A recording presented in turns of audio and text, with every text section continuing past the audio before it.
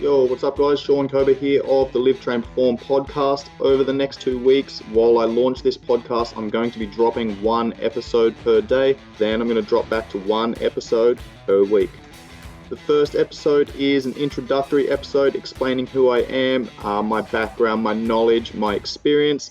The second episode is all about goal setting. That's going to be followed up by progress tracking, then building habits, doing the things that you enjoy doing, consistency, restricting temptation, meal preparation, accountability, crap foods, getting started and building momentum, along with hierarchy of value, motivation, direction, and your environment. Now, if you go back and listen to each one of those topics again, they are all relevant for optimizing your performance and your everyday life. It's not just to do with health and fitness. Yes, I am a strength and conditioning coach. That is my background, that is my specialization. However, I'm a coach first and foremost, and I need to optimize the other 23 hours of the day so that I can get the most out of my clients for that 1 hour that I'm with them. I will also be answering some of my followers' questions that have posted questions on my Q&A memes, and I'm going to incorporate those answers into the pertinent episodes.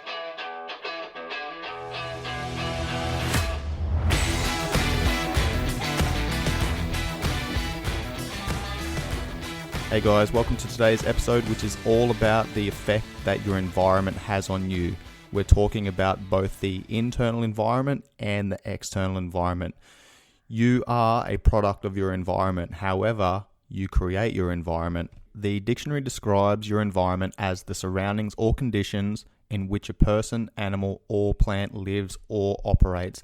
Today's session is all about how we can influence that environment. So we're going to be covering off on a number of things, but I'm going to start with the story of my time in Afghanistan. Then I'm going to tie that into the effect of both the internal and the external environment and how we can influence that. Then we'll discuss the difference between genetics and epigenetics, which is essentially nature versus nurture. And then we'll wind up the episode answering some questions that have come in from some of my followers. Let's get started. For those who don't know me, I'm a former Australian Army soldier and I deployed to Iraq, East Timor and Afghanistan. So 3 deployments over 6 years. In 2010, I deployed to Afghanistan for 9 months. So I left towards the end of, or 3/4 of the way through 2010 and returned 9 months later, halfway through 2011. Now, during that time, I was deployed as a member of a 4-man sniper team. So it was my role as the lead scout to choose an appropriate route to negate the very real threat of an IED or an ambush or something like that. I was also the combat first aider, meaning that if any casualties came up, it was my job, it was my responsibility to deal with them, and I had to do that on a number of occasions under fire. Prior to deployment, there was months and months and months of lead-up training where we're looking at refining all of our skills and drills so that essentially when the shit hit the fan, our training took over. And I'm so grateful for my mentors, my colleagues, my team leaders, my commanders for smashing me over and over and over again on the basics, because those basics save lives when the shit hit the fan. Our training took over, and we just fell into the habituated patterns that we'd practiced time and time and time again. That external environment is what set us up for being able to perform on the battlefield and under pressure when the shit hit the fan. But that's only one piece of the puzzle. We also have the internal environment, and this is how we perceive the world. This is how we perceive the area that we were going to be going into, and how our confidence was, if we were confident in our skills and our drills and if we could perform under pressure. I was asked on a recent interview if there was a turning point where things became real for me, and I remember this vividly. A few months before we were scheduled to fly to Afghanistan, we conducted a fairly realistic exercise which was focused on reenacting situations that had actually happened in Afghanistan and putting the soldiers that were about to deploy under in those circumstances to see how they would respond. And it was primarily focused on the first aid side of things. So, there were people who had actually lost legs and limbs and things like that, had amputations that we got in as role players so that they could speak about their experiences and how they dealt with it, and just give us some insight into what was going through their mind when they were dealing with a traumatic injury, not just for the person treating, but potentially some of the things that we might have to go through if we find ourselves in that position, which was absolutely a reality that we all had to face. One day when the tempo was a little bit lower, there was a pause put on the exercise and the entire combat team was brought together, and we were like, fuck, something's going on here. And we were informed that there were 2 combat engineers and their explosive detection dog had been killed that morning. And, there was a lot of murmurs going through the entire group. The whole combat team was 400 to 500 people or so. I just remember my 4-man sniper team all looking at each other, and we just kind of gave this nod of acknowledgement. And that meant that we had some things to discuss, and we had to have those hard conversations. And we actually all sat down together after we were informed of that. Obviously we were a couple of months away from deploying there, and we knew the areas that we were going into, and we knew where we were going was fucking dodgy.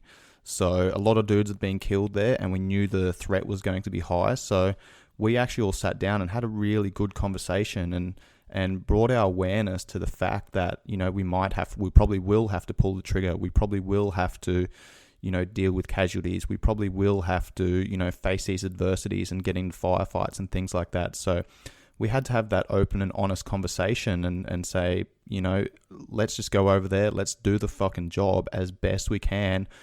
Doesn't really matter what the government's position is and why they're saying they're sending us over. We've got a job to do. We've got to get over there. And my job is to fucking look after you boys. That's what matters most to me. And I'm going to do whatever I can to make sure that happens. But we first had to bring awareness to that and discuss the fact that there was every possibility that one or more of us might not be coming home. And that made it real for us. When it was real, then we had to manage and control our internal environment, which then influenced how we performed throughout the external environment. Now, I just want to pause there and put emphasis on creating that internal environment. We can only create the correct internal environment once we have the information and we have the awareness to then make a decision, right? So we had those conversations and they were real, they were raw, they were deep. Other people, on the other hand, didn't have those conversations, so it wasn't real for them. We had an understanding of why we were doing this training. And I was lucky that I was part of a 4-man sniper team, so these were some of the best soldiers in the battalion. And, being around a group of, highly efficient, highly professional soldiers, we bring out the best in each other. We were constantly in the pursuit of excellence. We were always striving to become better at our job, better as a person, better as a soldier. So other people, on the other hand, didn't go through this process, and we observed, other sections and combat teams and things like that maybe weren't taking it as seriously, and were just going through the motions with some of their skills and drills. And that internal environment that we created also influenced how we perceived and how we reacted to that external environment. So that external environment, that training, was where we really dug in and practiced and did after action reviews and refined our standard operating procedures and had discussions about what worked and what didn't work. And then we'd go out and we'd do it again. We'd make these little tweaks and refinements. We'd go out and we'd do it again. We'd just do this over and over and over again. We had a fucking why. We knew we were going into a dodgy area. We knew that we were probably going to have firefights. We knew that we might have casualties. And, that gave us that purpose. That gave us that direction to then make sure that we invested our fucking time, energy, and effort into getting the most out of our external environment. We had a saying in the army, train hard, fight easy. And I truly believe that the people that set themselves up in the correct mental environment, the correct mental preparation, they created the right internal environment. When the shit got hard, when our fucking ass was hanging out, when we were training, when we were running on fumes, we'd had fuck all sleep, had no food, we hadn't showered, that was when we had to dig deep. And it was the people that had that correct mental preparation, the right internal environment, that said, why am I doing this? Why am I going through this fucking really difficult training? Once we knew the why, then it made everything else a lot easier. It made the external, the difficulties, the adversities that we were facing, it made it much fucking easier to deal with. On the other hand, the people that didn't create the right internal environment, as soon as shit got hard, as soon as they were tired, they hadn't had much sleep, they hadn't had any fucking food, they fell to pieces, and that was the difference. And, as a soldier, you're looking at the people around you, and you're like, well, I'm going to be deploying to a fucking war zone with these people. I need to know who's going to step up when the shit hits the fan. I need to know who's not going to be reliable. It's a fucking life and death situation. So I'm really grateful for the team that I ended up deploying with. They were just a fucking awesome bunch of dudes, highly professional, highly efficient. We had an awesome hierarchy. We had an awesome structure. We had awesome SOPs, and we had an awesome team leader and an excellent HQ element that was his contingent. And they had the respect of all of the boys. We knew that we could count on them. They created that environment leading into deployment, which then set us up to deal with what we had to deal with. Now, we had a number of casualties. We had a few deaths. We had IEDs and gunshot wounds and things like that.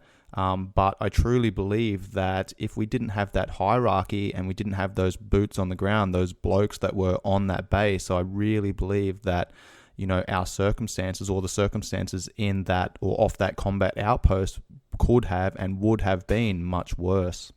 Now, that's an example of how the internal environment can impact the external environment. What I'm going to do now is flip the switch and speak about how the external environment can also impact the internal environment. Prior to deploying to Afghanistan, I was part of a 12-man sniper cell, and that 12-man sniper cell was split up into 3 4-man teams, and each 4-man team went to the 3 individual valleys that we were working in, and we were based at the dodgiest area in each valley. So my 4-man team was based at Cop Marshall, which was a combat outpost that had 30 to 40 Australians and probably no more than that at any one time, and our role was to provide mentorship and liaison to the Afghani National Army that we were training, so they could essentially provide their own security for their own areas of operations in their own country. And there are a number of elements that made up our team. There was the headquarters element, there was our sniper team, there was the combat engineers, mortars, the security section were all infantry soldiers. They were all recon qualified dudes, and they were all absolute beasts in their own right. As well as having, other guys, other attachments with their own skills and assets and capabilities that they brought to the team. And down to a soldier, every single boot on the ground was highly professional and capable and reliable in doing their job. And that made a massive difference to our collective mindset. Yes, it obviously affected our individual mindset.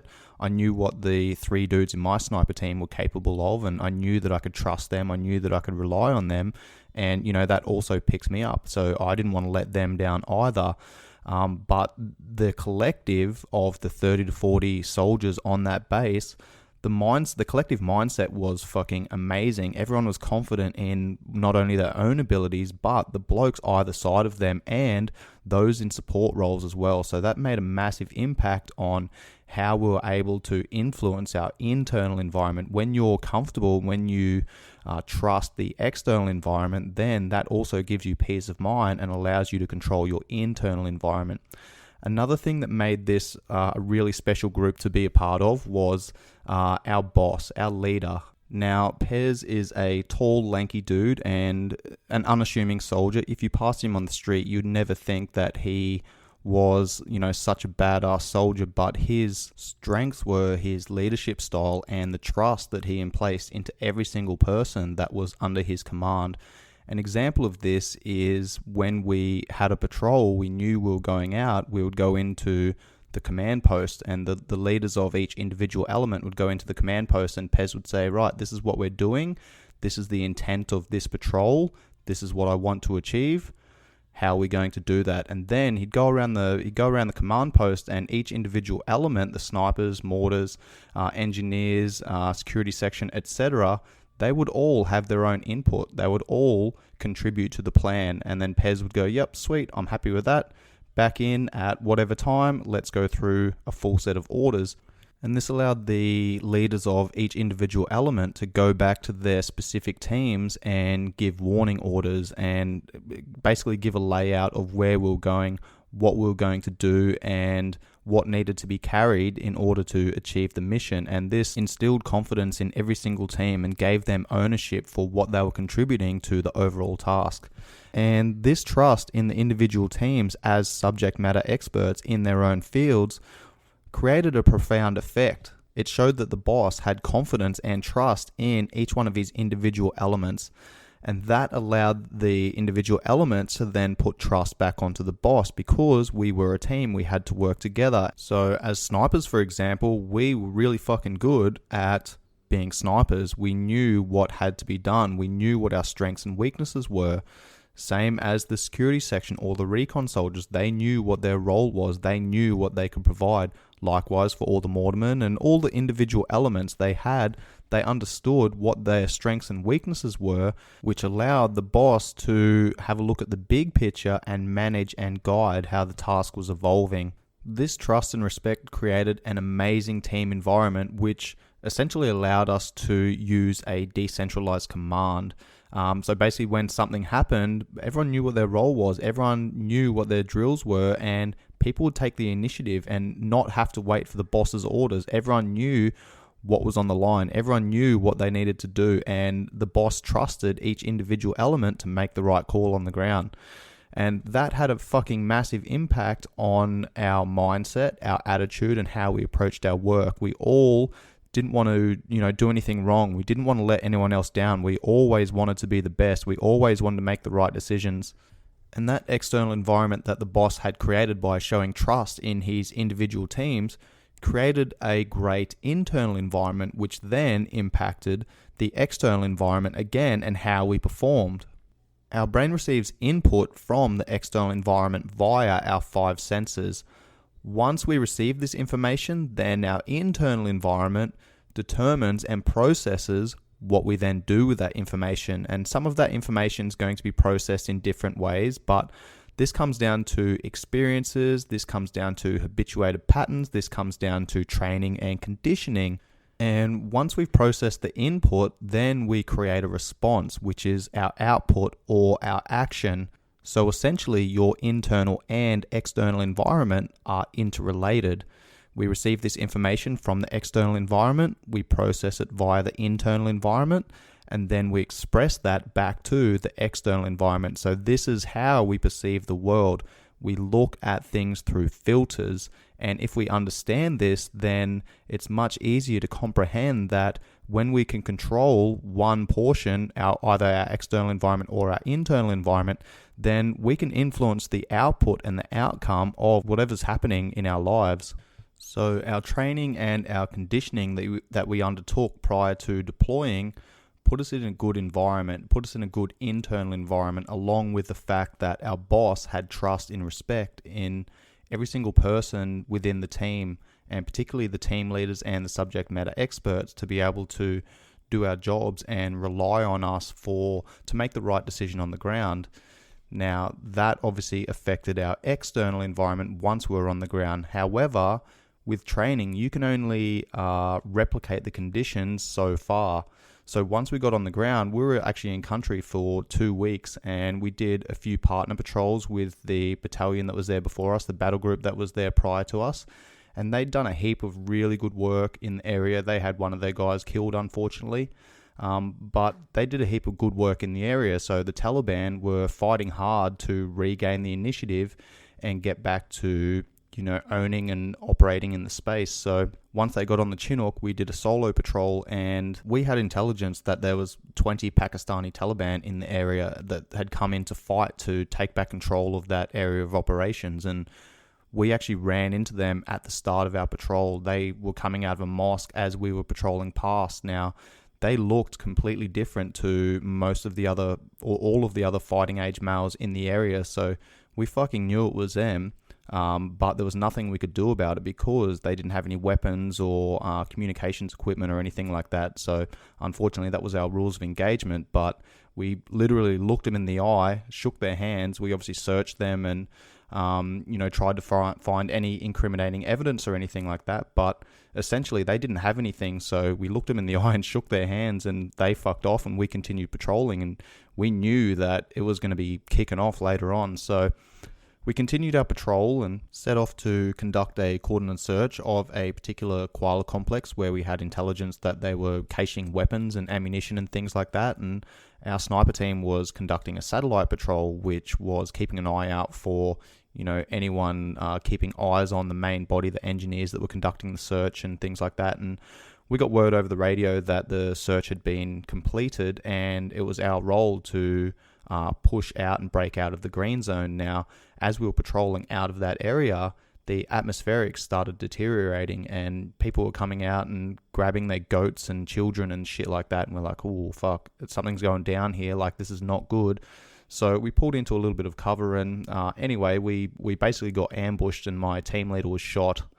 And we had to do whatever was necessary to get out of that situation. So we returned fire. We got ourselves into a firefight, and as the incoming fire was dying down, I moved over to my team leader who'd been shot, dragged him into cover, and then started patching him up. Had to administer IV fluids, and by that stage, the rest of the main body had caught up with us, and we had the medic with us who then took over the first aid responsibilities. From there, we went up onto the high ground and found an overwatch position where we could provide battlefield commentary and direct fire support if needed to our boss whilst they continued the fight. So we'd been in location for roughly 30 minutes or so on this high ground where we were observing, looking for targets to engage and passing information to the boss. And one of the boys just swept a little bit of dirt aside, and he looked at us with fucking big wide eyes and was like, holy fuck, I think we're sitting on top of an IED. And luckily, it didn't go off. Otherwise, it would have taken out the rest of our 4-man team. So one of the boys was already on a chopper, and we only had 3 boys left. Now, we didn't know what was happening with our team leader, Seamus. He had a gaping hole in his leg that we tried to patch up as best we could before we put him on the helicopter, and we didn't know if he was going to live or die or lose a limb or anything like that. And, and then we sat on top of a fucking IED that, luckily enough, didn't go off. Now, we got back to base, did an after-action review, and obviously everyone was shaken up and, had these thoughts going through our minds. And, our fucking team in particular had almost been killed twice that day within, an hour of 2 incidences. Now, the next day, we had to go out on patrol again. It was our job. We had to make sure that we own the space and restrict freedom of movement to the Taliban. So the next day, we geared up, we stepped out on patrol, and as we finished the patrol, we were heading back to base, and a shot rang out, and a round landed between a heap of the boys, and we fucking hit the deck and tried to observe where the incoming fire was coming from. And myself and one of my mates was sitting on top of a ridge line and trying to observe where the shot come from. We were using our binoculars, we were scanning, we were observing, looking for targets. And the Taliban had actually moved up a re-entrant in some dead ground and come up on top of a feature and fucking lit us up. A burst of machine gun fire came right between my mate and I. And I was like, dude, what are you shooting at? And he's like, that wasn't me. I was like, fuck, break contact. So we got up and we hooked it, and I started lobbing some high explosive grenades and, kind of got the better of the situation. And once we got back to base, I was like, fuck, man, that was a close call. And one of the boys was like, which one of you guys commando rolled out of the way? And I was like, yeah, that was me. And he goes, man, those fucking rounds literally missed you by inches, man. You're so lucky. Now, those situations obviously had an impact on my internal environment, and I was like, holy fuck, this is going to be a long deployment. At that stage, we were only supposed to be there for 8 months, but this was 2 weeks into an 8-month deployment, which ended up turning into a 9-month deployment. So you can imagine what my mindset was like. I was like, fuck, this is going to be a rough deployment if this is what it's going to be like for the entire time. And I struggled to get to sleep. I struggled to manage my mind because I had all these what ifs going through my head. And it was probably about 2 weeks where I was really struggling to get to sleep, and I was constantly replaying those circumstances and running these what-if scenarios in my mind, and it really affected my ability to sleep, which meant that I was waking up tired, I was waking up fatigued, which ironically affected my ability to perform and make good decisions on the ground, which then increased the likelihood of those scenarios that I was running in my head of actually happening. So once I realized that, I realized that I had to manage my mind. I had to start putting some processes in place that was going to allow me to kind of chill out the central nervous system and allow me to get some fucking sleep, because it was ruining me. The fear and anxiety were real, and my worst nightmare was not that I would step on an IED and lose a leg or cop a round to the chest or something like that. It was that as the lead scout, I would make a mistake and I would miss something, and the bloke behind me would take the brunt of the explosion or cop a round in the chest or something like that. And I knew that if I didn't fucking manage my mind, then I potentially would have had somebody else's life on my conscience for the rest of my life. So what I started doing was just simply counting my breaths every night before I went to bed. Some nights were harder than others, and sometimes I'd kind of get lost in my own thoughts and start playing these what-if scenarios again. But once I just focused on the breath, it allowed me to kind of bring my mind internally and not focus on the external things, because I realized that there were so many things in the external environment that I couldn't manage, I couldn't control. So all I could do was manage my internal environment, and that simply started with being present, focusing on my breath, and that allowed me to get some restful sleep, and that allowed me to be able to be at my best and be able to perform at my best. And once I made that change, it made a huge difference to my ability to get to sleep and make good decisions on the ground. I changed my mindset, I changed my attitude, and over time, I realized that we were in control. This was our fucking turf. We were going to go out there and we were going to do whatever we could, whatever was necessary to maintain security of that area. And once I changed that mindset, it really helped me be at ease and, be on the front foot to be able to set up my internal environment to impact my external environment. That external environment had not changed. What had changed was my internal environment, which then changed my perception. And once I changed my perception, I realized that we were in control. We were going to fight on our terms. I had to make the decisions to choose an appropriate route. I had to keep my eyes keen and my ears keen for any threat that came up and, potentially negate that threat as needed. And once I stopped looking at my roles and responsibilities as an obligation and rather look at them as an opportunity, then it made a huge difference with our ability to dominate the ground and provide the security to the local population. If I had said that I wasn't afraid of dying or making a mistake that could potentially result in the death or the casualty of one of my teammates, then I'd be lying. But I'd accepted it.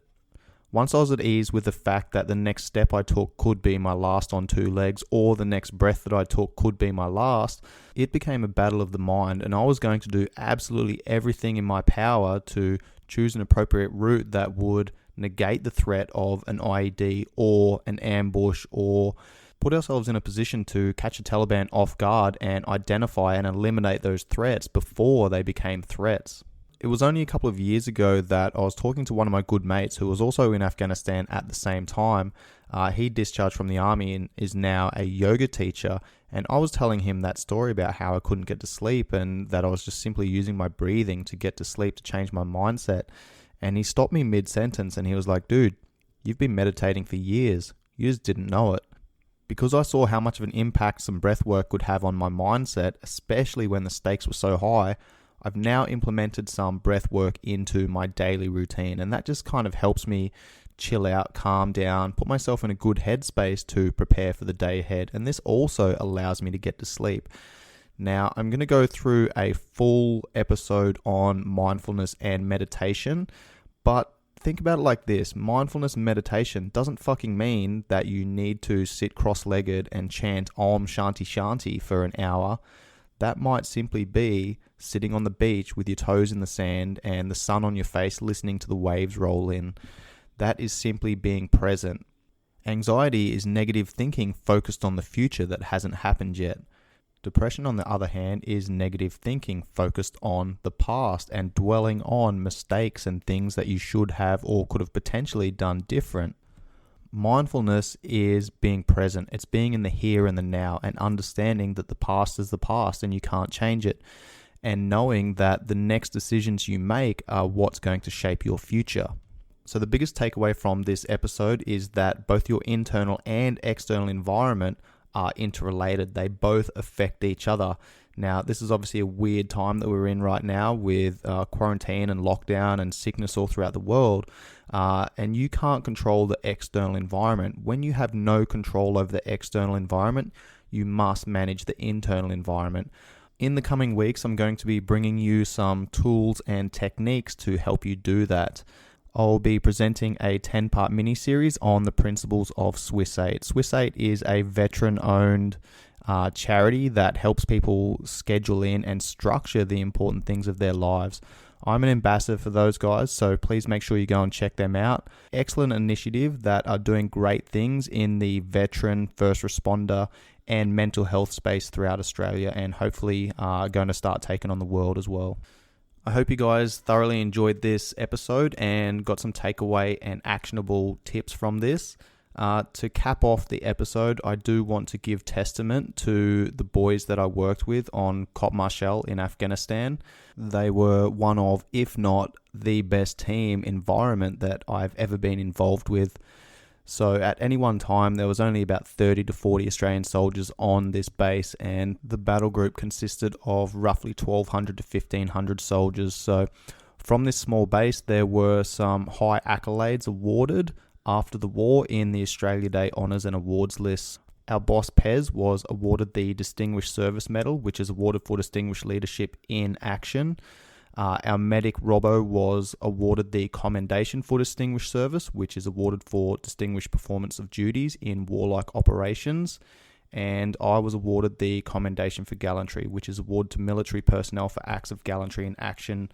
And my counterpart, Tamps, he was awarded the Commendation for Gallantry 2 years earlier for actions under fire in Afghanistan when one of his mates was killed. So I just want to give a big ups to all the boys that I serve with in Marshall. I fucking love you guys. Miss you all. Hope you're all doing well. I couldn't think of better blokes to have beside me on the ground and cover my back. So I'm sure I'm saying this on behalf of Pez and Robbo as well, is that I accepted that award on behalf of fucking everyone on that base. So thank you guys very much. Never above you, never below you, always beside you. Brothers by choice. Before I wind up the episode, I just want to give a big shout out to the entire sniper cell for being such fucking professional soldiers and being amazing at what they do and constantly pushing each other to strive for excellence and always chasing better. Mac leading from the front, who was the head of the sniper cell, then our team, Seamus, Tamps and Rob, and then Burles came in and took over as team leader once Seamus was hit. Tamps, mate, you're a fucking stud. Your ability to keep your composure under all circumstances was extremely admirable, and you know it was you were my fucking rock, man. I looked at you when the shit hit the fan, and you led by example. So I appreciate your mentorship, mate. Except for that one time that you threatened to kick me off the hill. Kay's team, Kay, Bobby, Bicky, and Gus. You guys are fucking legends. Hope you guys are all doing well. And a special mention must go to Dan's team. Dan, Aves, Robbo, and Rollo. Dan was awarded the Commendation for Distinguished Service, and Aves was awarded the Medal for Gallantry. To provide context and give an example of the caliber of blokes that I worked with and the environment that I was surrounded by, in 2011 we got back from Afghanistan. 2012 there was the Australia Day and Queen's Birthday Honours and Awards list, and out of a total roughly 1,500 people in our battle group, there were 12 citations awarded, and three of those awards were given to our 12-man sniper team. So that's just an example of how your environment can either bring out the best in you or it can sabotage you. So I'm really grateful for getting the opportunity to be surrounded by such highly regarded and highly professional soldiers. Not only really fucking good soldiers, but really good dudes as well. everyone was all about bringing each other up. There was none of this shooting down shit. There was no tall poppy syndrome, which, you know, you typically find in other areas and other sections and things like that. Everyone was all about, hey man, let's bring everyone up together. Let's all work together. Let's all strive for better. Let's all chase excellence together. And I fucking appreciate that. And that rounds out the episode. I apologize for not getting into the genetics, epigenetics, nature versus nurture. However, I will touch on this in another episode. I just kind of got on a little bit of a roll there and went off on a little bit of a tangent and decided to roll with it. So thanks for bearing with me, guys. I'll see you in the next episode, which is going to be a Q&A session. If you enjoy the content that I'm bringing to you guys, please help me spread the message and like, save, share, and subscribe, and pass this off to your friends, your family, anyone that's relevant in your life that it could potentially help. And please make sure you leave a 5-star rating and review. Much love, guys. Peace.